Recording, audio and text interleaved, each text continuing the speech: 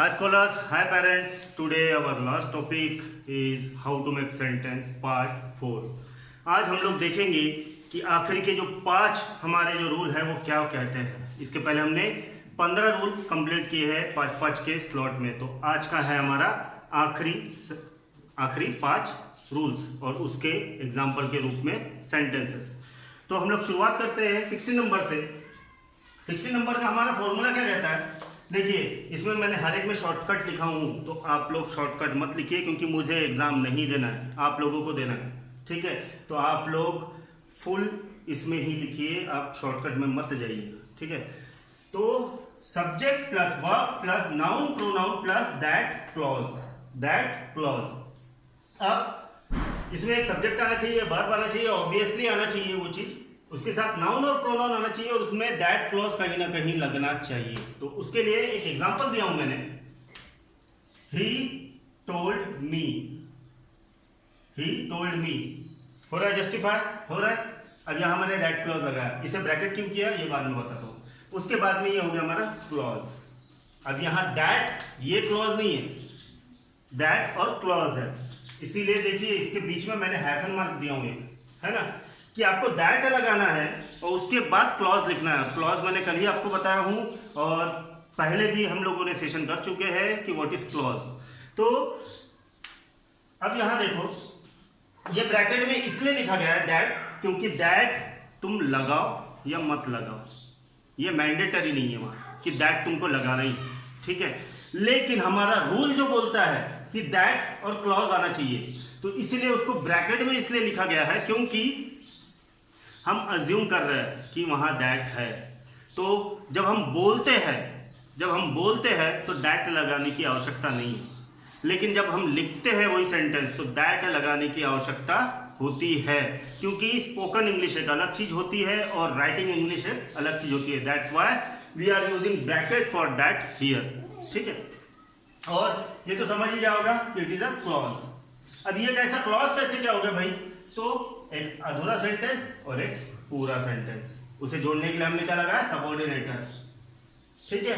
और उसे हमने पुटअप किया क्या में, अपने फॉर्मूला। तो इस तरीके का है 16 नंबर का हमारा फॉर्मूला, और उसी से थोड़ा सा रिलेटेड और थोड़ा सा अलग भी किस तरीके का है 17 नंबर का। सब्जेक्ट वर्ब इंट्रोगेटिव वर्ड आएगा इसमें, और फिर आएगा क्लॉज। तो किस तरीके से जस्टिफाई करते हैं हम इसे, आज हमारा सब्जेक्ट, आज हमारा verb, where it is an interrogative word, और उसके बाद में ही was going, it is our clause. तो बड़ा ही सिंपल है, कहीं कोई हौच-पौच नहीं है।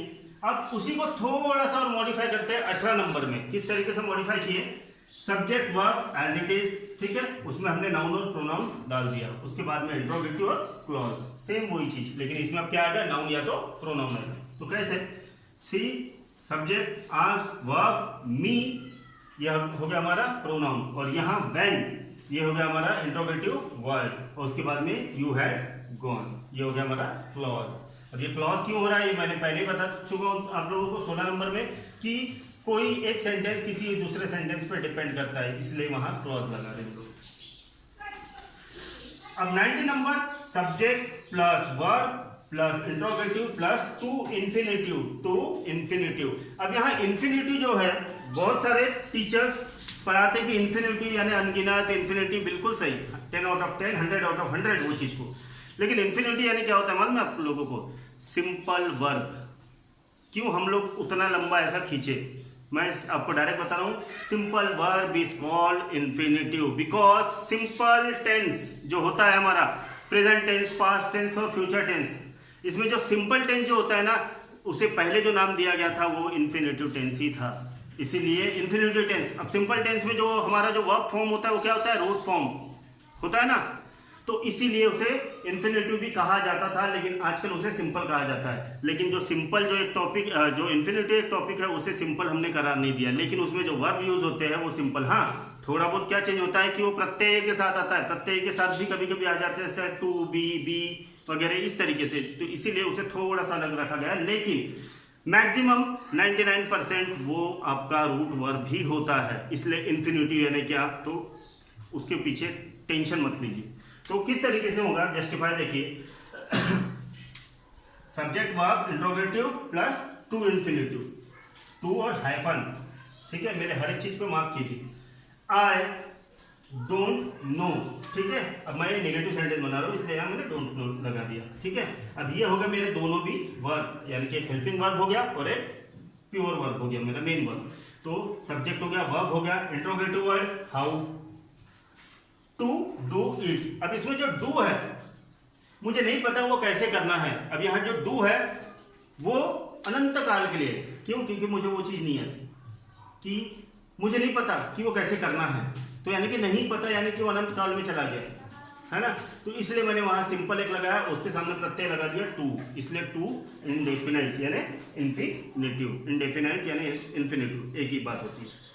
तो इसलिए यहां मैंने लगा दिया डू, कि मुझे वो चाहिए, यानी कि पता ही नहीं उस बारे में कि वो करते कैसे।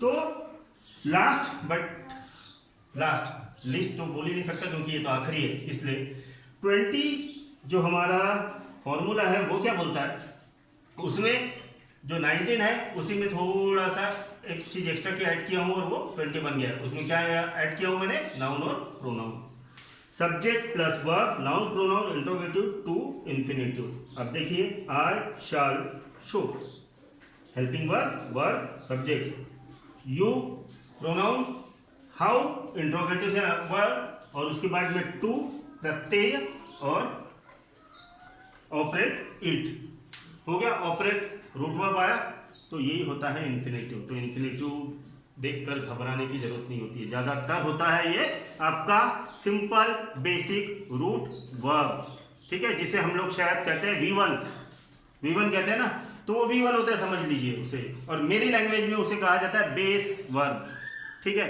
लेकिन उसमें एक लेकिन क्या है, हमारे सेंटेंस पे डिपेंड करता है कि उसे हम सिंपल वर्ब समझ रहे या अनंत काल वाला इन्फिनेटिव समझ रहे, कि अनंत काल वाला यानी कि बहुत लंबा चलेगा वो चीज, वो यानी कि कार्य यानी वो वर्ब। तो सेंटेंस पे डिपेंड करता है कि हमने वो सिंपल वर्ब लगाया है या इन्फिनेटिव, क्योंकि दोनों के मीनिंग तो होते हैं सेम। लेकिन मैंने पहले भी कह चुका हूं कि सब चीजें डिपेंड करती है एक्सप्रेशन पे, कि हम एक्सप्रेशन क्या दे रहे हैं। अगर हमारे एक्सप्रेशन इन्फिनेटिव के है तो उसका मीनिंग इन्फिनेटिव होगा, अगर हमारे एक्सप्रेशन सादे सिंपल है तो वो होगा हमारा रूट वर्ब यानी सिंपल वर्ब, ठीक है।